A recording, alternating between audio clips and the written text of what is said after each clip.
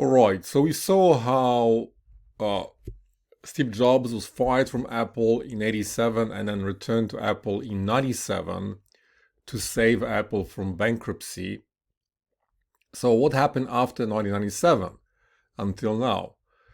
Okay, and in those years, basically Apple started innovating again and created a whole bunch of new and interesting products.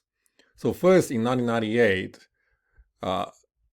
after Jobs returned, Apple introduces the new iMac, right? So they introduce this kind of a very cool and colorful new iMac.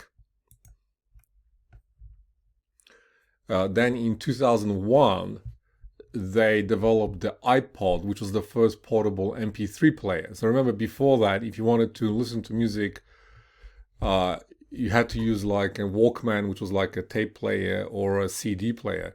So this was the first MP3 player on the market. Then in 2007, Apple introduced the iPhone. So until then, Apple was mainly a computer company, and it was the first time that Apple started selling phones. So they developed the iPhone, which was the first smartphone, and so it created a new device category. Then in 2010, they introduced the iPad, which was the first popular tablet computer. Okay, so in the next video, we're just going to have a look at a kind of an overview of all the products that Apple have created over the years from 1975 until now.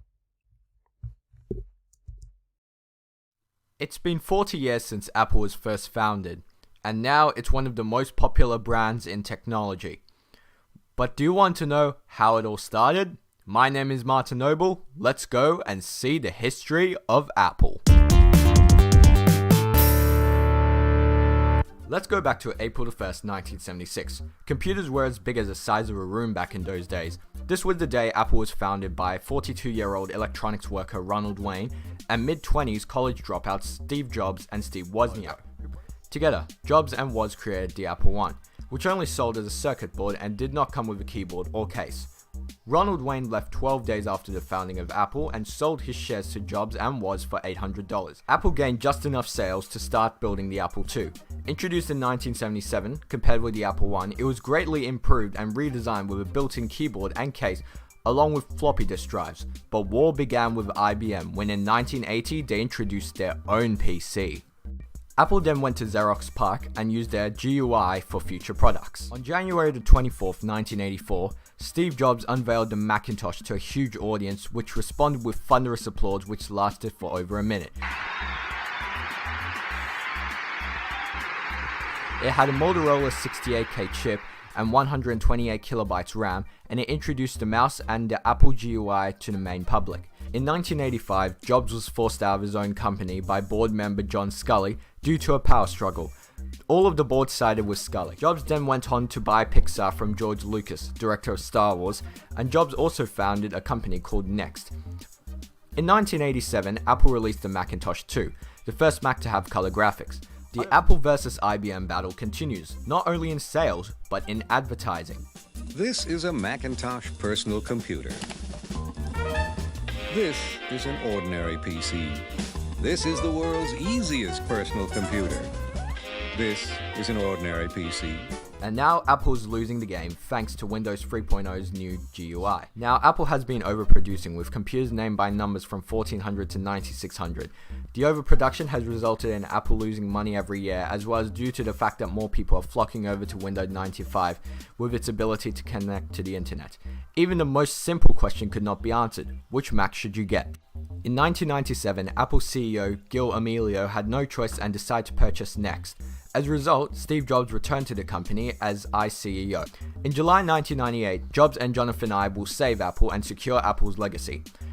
And with that, the iMac was released. It was designed to stand out from the beige and black competition, and once again, Apple released a product with massive applause. It was easy to use, easy to connect to new internet, had USB ports, and Apple began to once again dominate the computer market. Apple also started phasing out their beige products, replacing them with eye-catching computers, such as the Power Mac G3 Blue and White. 1 year later, the iBook, Apple's first consumer laptop, was released. It was the first Apple laptop which came with a Wi-Fi card.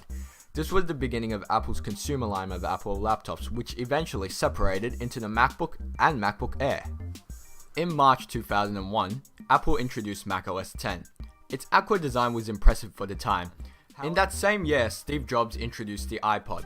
It sold well due to the fact that it was simple to use compared to other MP3 players at the time. One other introduction was the Apple Retail Store. It had many key features such as the Genius Bar, and you could test Macs before you potentially buy them. And Apple's consumer products began to turn white, and their professional line turned aluminum. The Digital Hub gets a new addition with Apple introducing the iPhone at Macworld 2007.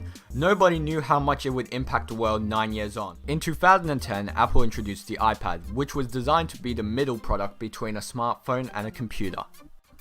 In 2011, Jobs became very weak because in 2004 he was diagnosed with pancreatic cancer. And after the introduction of iCloud, he eventually resigned as CEO on August 2011, with Tim Cook taking over his directives.